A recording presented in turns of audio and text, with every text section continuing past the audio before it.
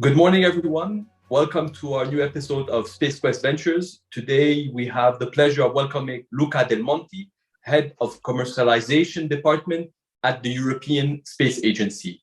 Luca, welcome. Thank you for joining us. Good morning, Khaled. Good morning, everyone.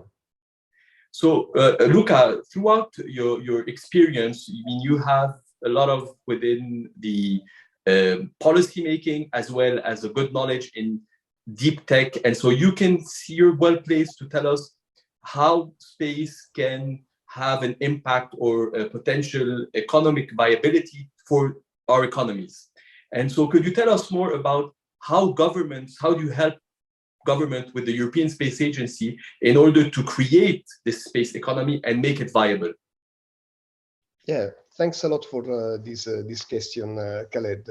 This allows me to introduce also the action of the agency in particular in advising our member states and the governments actually in how to develop a competitive European space industry capable to compete successfully worldwide on the market. This is the goal, the objective of the ESA industrial policy. In doing that, in order to do that, we have, of course, to advise and discuss with our governments in order to create a sustainable ecosystem. So it's a very complex machinery because you don't want just to create champions or large companies, but you want to create a very mature and interconnected set of actors in having a large system integrators, but also mid-caps, small, medium enterprises, a startup, and let's say a well-developed and sustainable supply chain. In order to do that, we have to act at different level. We discuss with member states, but at the same time, we are in contact, in daily contact, I would say, with industry at all level and also with academia. So this is let's say, in a nutshell, I could say that the goal of our agency is to, one of the goals of our agency, in particular for the commercialization part, is to accompany a new generation of European space entrepreneurs into and through their journey to commercialization. This is from generating disruptive ideas to scoping the business opportunities and eventually to scaling a sustainable business. So this is where our action is focused in this very moment. And this is of particular relevance, first for our member states, because this is creating a very positive socioeconomic impact on economy and society, of course. But I mean, and this is something relatively new, if you want. This has even also a very good effect on investment, private investments. And this is what we see because we monitor continuously the evolution of the space economy. So, thank you for this update. We're gonna be straightforward. I mean, this is a biased interview from my side and from yours, because we want to promote Europe. We want to promote Europe as a destination for investment and for the space sector. And as you mentioned, competition is really tough, and we're seeing, especially today, these blocks being created. And so your role is very important in exactly creating and helping the investors as well as the different stakeholders move forward and invest and help the sector grow. Today, what are the biggest challenges that you face in terms of attracting investors? Yeah, thanks again. This is another excellent question, because I concluded my first intervention by mentioning the space economy. But I mean, everyone is talking about space economy, but let's start to give also some meat on the bones, some flesh on the bones, and to give some figures. Today, space economy, I just would like that if we have one figure to remember out of this short conversation is this one, 300 billion euros per year. Globally, this is the value of the turnover of space industry worldwide. there are projections that says that this may eventually become a 1,000 billion, a 1 trillion, or even more economy in the next 10 years, let's say. And indeed, if we look just at the figure of the growth, this may be confirmed. If the figures are confirmed, the time series that we see since at least 15 years, I mean, this is confirmed that we are steadily growing. But if we want to be, and already this is a very positive message, I would say now, if you focus on these 300 billions and you will look closer at the structure, how this 300 billions turnover is made, we will see that there is a tiny 10% of it, so say 30 billions, that is represented by the turnover of manufacturing space industry, so those who build satellites, rockets, ground station hardware, if you want. And 90% of these 300 billion is represented by the turnover of the so-called downstream application and services type of industries, who sells services and application based on the data that flows from the space infrastructure. Now, in this context, Europe represents roughly 1/4 of this global space economy. That this is a very remarkable data. But this 300 billion is the result of the injection of investment, of course.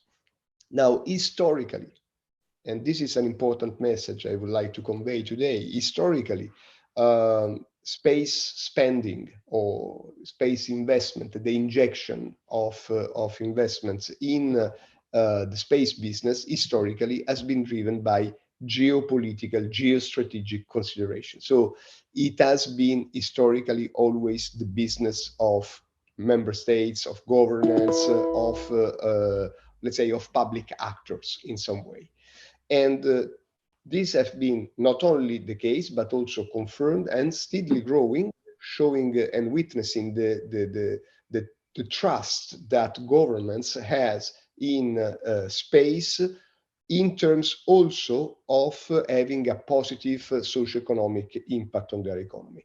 Now, in times of crisis, we still see the growth, a steady growth of public spending in space at a level of double digit per year. Today, the famous 300 billions I was telling you before are the results of roughly 80 billions of public spending worldwide.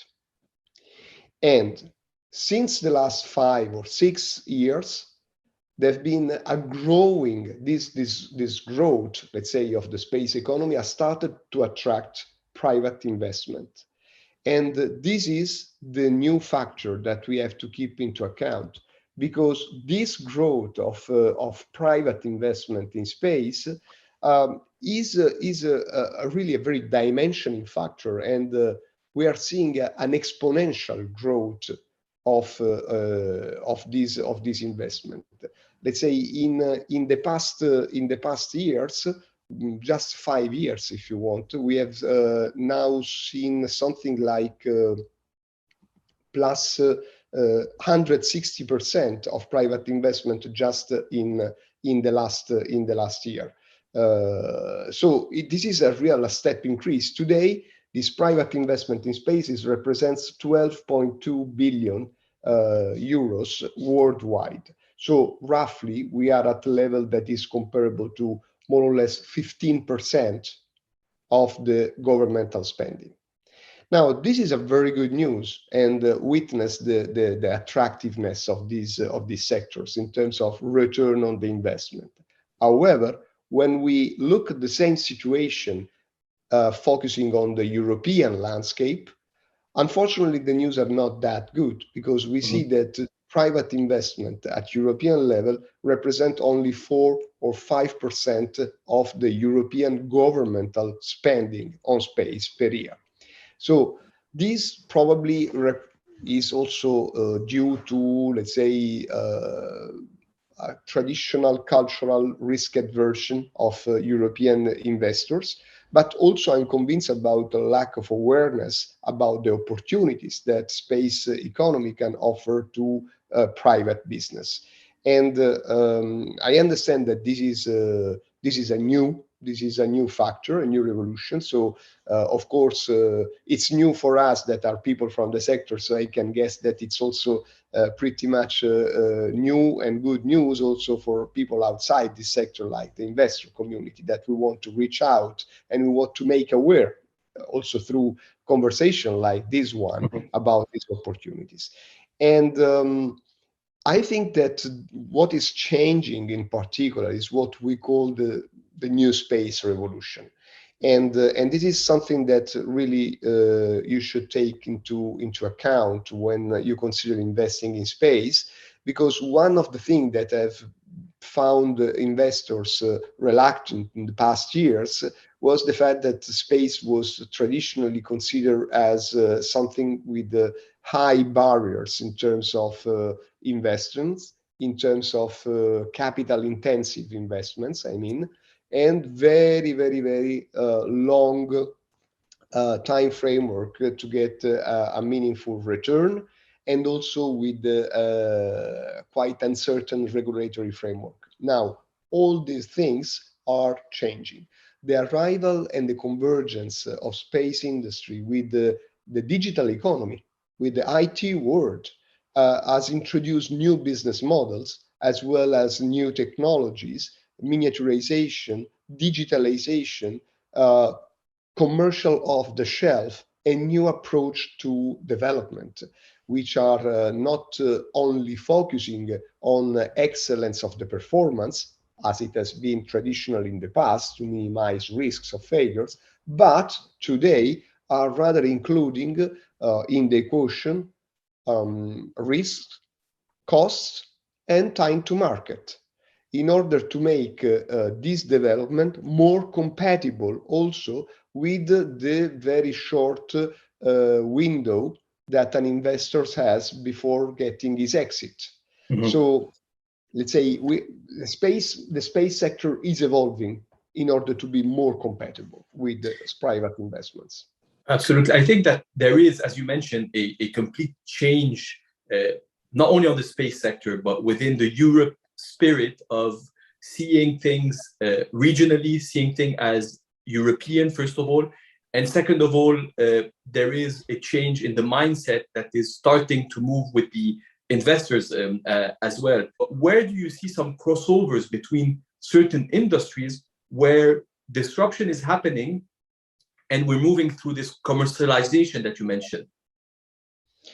You mentioned IT. I would say IT is where the source, a very important source of innovation for space. So we are convinced that innovation is always appearing at the border, at the frontier between different areas, different industrial vectors. We are promoting this type of cross-fertilization by stimulating and creating events that we call Global Space Economic Workshop, where we really encourage this type of conversion. We do this in a sectorial way, for instance, with metallurgic industry or the digital or the cyber or space or pharmaceutical. And we encourage this type of industry to meet with space to identify common challenges or identify ways that one of the sector can address the challenge of the other. So this is what we call technology transfer, and can result in a spin-in, in a spin-off. But often it happens that we have a spin together because it is a cycle that affects both sides. So if you want some concrete example, I'm thinking, for instance, of, let's say, new markets that are appearing in this moment, simulating really from this cross-fertilization, is cloud computing. So far, and just to give you a clear understanding of what I'm saying, we have seen an exponential growth of the capacity of Earth observation satellites. Nowadays, they are capable of capturing petabyte of imagery at each orbit, and then they have to download this information to the ground station. Now, as you know, the revisit time over a station is limited to few minutes every hour.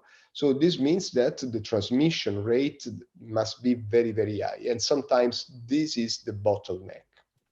Now, instead of transmitting this huge amount of data, guess what? Fancy what it may happen if the satellite would have a processor on board capable of processing the information, and instead of flowing down raw data, huge amount of raw data, would be capable, for instance, of already performing change detection and just downloading the few bytes that are necessary for this type of service. Now, this thing requires huge amount of computational power in orbit that so far was not yet available, and nowadays is starting to be available. There are companies that are reflecting about how to deploy computer farm in orbit that can dialogue with this satellite all over the orbit and perform this computation before and thus facilitating the transmission of the data. So this is an example of how a terrestrial way of thinking now has been exported or is in the process of being exported to space. This is a new market. We don't even know if, yes, it's a sustainable market, but we are exploring it very actively. Now, all these new markets, of course, in order to be attractive for investors, need also to be regulated. And this is a very important factor. I don't see an investor investing in a Far West type of approach. Today, we need to develop appropriate regulation for the exploitation of the orbits, both in terms of space debris, mitigation, removal, but also what I would say rules of the road, in the sense the space traffic management to avoid and prevent collision.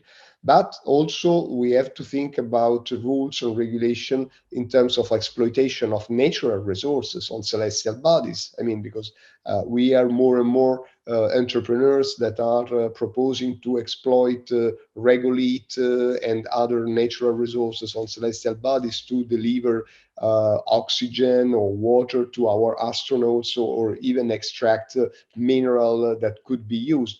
Well, I mean, we have to have a clear juridical framework that today actually is challenged by certain interpretation of the international treaties that are still in force. So all the things needs also to be taken into account. It's not just a question of business case. It's not a question of technology. It's also a question of regulation.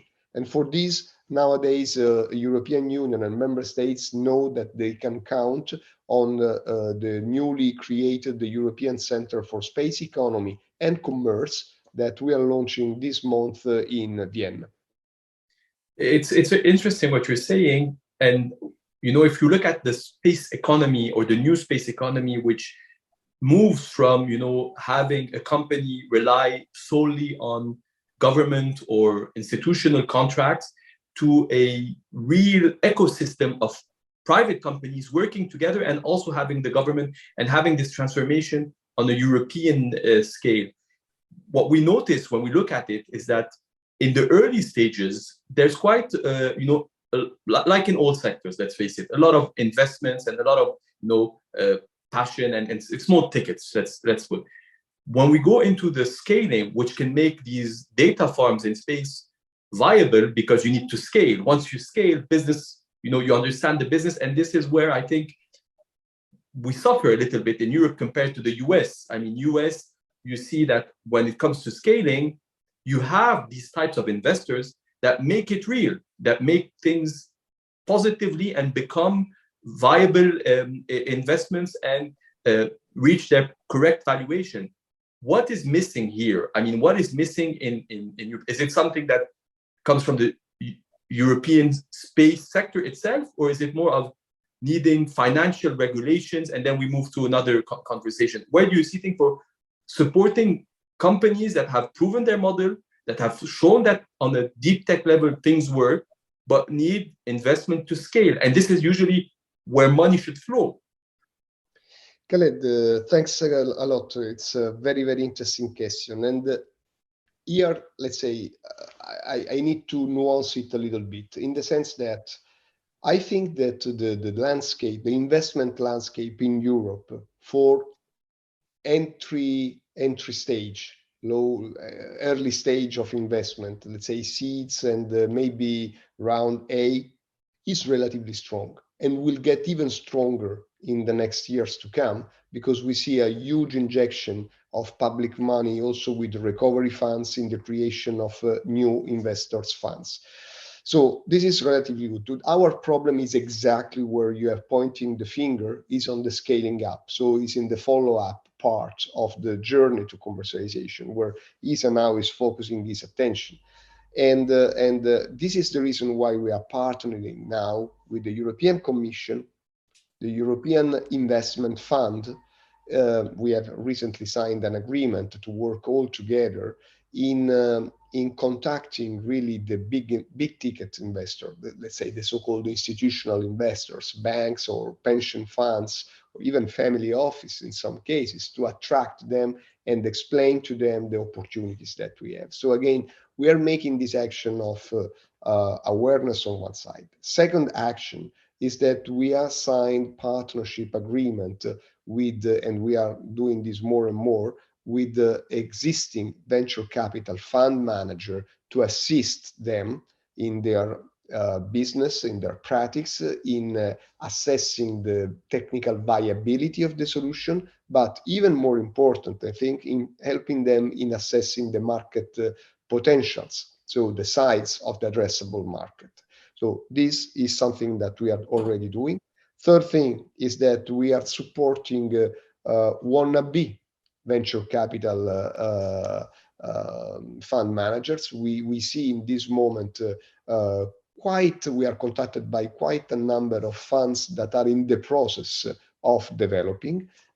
So we try to understand which are the potentials, and then we assist them in connecting with large ticket investors to create the necessary volume. But last, and I think not least thing, has maybe less to do with the investors and more with us, with public institutions, is the fact that investors are naturally attracted by business that are sustainable and where there are a strong customer base. In this case, I think especially when new markets, new space markets are concerned, the European space industry is facing more difficulties than the US competitors, for instance, on the global market. Why this? Because the US competitors often can enjoy large and long-term contracts with the US institutions. And this captive market, if you want, this anchor tenancy function in Europe is definitely less developed. So I think that we have to Could you clarify on that point, please? Could you clarify what do you mean that what is this advantage that the US has and that the Europe don't have? If you don't mind just clarifying a little bit. Yeah. I mean, Europe, unfortunately, is a very fragmented market. So we have many sources of institutional procurement of space assets, but these are not organized, fragmented, and they result in small contracts. So when a company has a small contracts, is not capable of attracting large investments. Different thing is if all these request public demand, if you want, in Europe, would be more structured, more coordinated, more aggregated, then would result in larger contract that would attract larger investments. So this means that our industry is more fragile, is desperately looking for investors, and these investors more and more often are coming from the other side of the pond, and they make easy market, easy buy here in Europe. They do really. I mean, I will be very straightforward. I am pro transatlantic. There's, when we talk about space and we talk about, there's a lot of concept. But it is true that, and I've talking with entrepreneurs and talking with even investors, well, they're more comfortable investing in the US, and entrepreneurs say, well, they look, if they have a proposal, and we're seeing also on the, I mean, SPAC, they didn't go that well, and there's a change that's happening, but it is true that at the end, there's your work in, and this is where I would like to hear more in, you know, bringing Europe as a single entity when it comes to space. Because if we're not able as Europeans to come together for space, it's a bad omen for the rest. Wouldn't you agree? Absolutely, absolutely. And we see it even more and more. Just a few days ago, we read that NASA is implementing an even stricter policy for their development in terms of Buy American. So this is why I think that regulation of the market and reciprocity in terms of access to institutional markets should be reflected even more by European institutional actors. This is one of the things that we wanted to support with our European Center for Space Economy and Commerce, this type of reflection, because let's not be fooled. Let's say we are talking in a global context. All the supply chain and the customers are globalized in this day. But it's also true that space is a relatively young type of sectors, so it is probably more fragile than others, especially the European one. So even if we are working on on a global market, I think that we still need some type of regional aids. This is one of the reasons why it exists a European Space Agency. Absolutely. Just to protect and support such nascent industry, if you want. I think that, I mean, you're mentioning that we're going, especially when we talk about space, even with our allies and friends, to sort of protection. And I mean, I don't want to name, but you let me know if it's relevant to discuss. We know that the International Space Agency, for example, is going to be decommissioned. And so what happens for Europe once this happens? Because we know that the International Space Agency hosts experiments, hosts research, hosts a lot of things. And we have, on the other side of the Atlantic, several private companies, and you're going to have several private space stations. Is there something equivalent? And I don't know if it's off topic, and you tell me, is there an equivalent plan for Europe? And because there were some initiatives of certain sectors of space of space station, and all the investments came from the US. So is there a similar initiative for Europe today? I'm not aware of any European private enterprise focusing on an international space station or a commercial space station. What I can confirm, on the contrary, is that ESA, as an institution, is actively partnering, and our European space industry is delivering actually a large part of the Lunar Gateway, that is the new international space outpost, if you want, around the moon. And this will be an enabler for space exploration, let's say, beyond the LEO. And so this is why, I mean, I can tell you only about institutional part, and the institutions, of course, are taking greater risk than private investors, and are really pushing the frontier of space economy, let's say, to the border of the solar system in this way. Entrepreneurs are following. In Europe, I'm not aware about this. What I can say is that, however, it is European industry that is one of the leader worldwide, if not the leader worldwide, in building a pressurized module for astronauts in orbit. And it's European industry that has developed more than 50% of the pressurized module of the ISS. So I really do think that European industry will have a brilliant future if properly sustained on the global competitive markets. There's clearly a lot of talent, and there is capital, but capital needs to be allocated to space. In your view, we have a lot of companies, corporates that are looking at disruption, looking at innovation, and investing today with corporate venture program. Which industries do you think are ripe or should look into space, if any? Which type of corporate investors should really focus on space, because disruption to their own business will come from space? I would say that virtually all type of industry should have a look at that. Today, we really see this cross-fertilization happening in the most diverse sector. We have automotive, just to mention one. I mean, more and more, the future of automotive is autonomous car, and autonomous car is again the convergence of digital of traditional automotive car, but also supported by space connectivity, 5G. So now, second sector, telecommunication, 5G. This is the big, the 5 and 6, by the way. This is the big challenge, and space will be part of the solution. So definitely you should look there. But also manufacturing. I mean, today we are developing additive manufacturing techniques that are at the forefront of technology for space. And this is just to mention two. But I would say more in general, and this is because I think that we will have to characterize the space, the new space market in the European way. I think that the two sectors where space should team up more is green and digital. We have a lot to say on this and to export. Digital is probably obvious, and we have been discussing this along these topics in the past minutes. Green is even more important, not only for the solutions that space can bring to the green economy and to the green revolution that will touch upon all the sector of economy, but also for the concrete technologies that have been developed for space and that can be reused in many other sectors.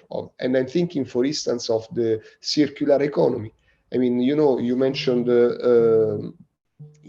space, the space station.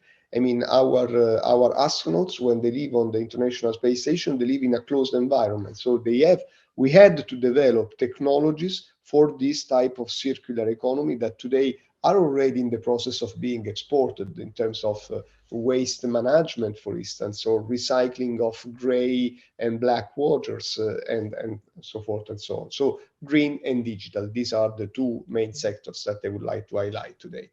And with that, I think we highlighted the challenges, but just to, give it a positive spin, because there is a positive story here, and things are moving on the right way. So I'd like to thank you very much, Luca, for this time, and I think that it gave a bit more insight into for different type of investor, whether corporates or financial or traditional investor or family offices, a clearer view of the support the European Space Agency is giving in terms of de-risking and the engagement, and how there is a change that is happening. And let's face it, you have to be early, and this is the time to get into space. Thank you very much, Khaled. And please, if you want to know more, do not hesitate to contact me directly, and we will establish dedicated desks and conversation with all investors that are attracted and are curious to learn more about that. Perfect. That's amazing. Thank you so much. Thank you. Thanks a lot, everyone. Thanks, Khaled. Thank you. Thank you.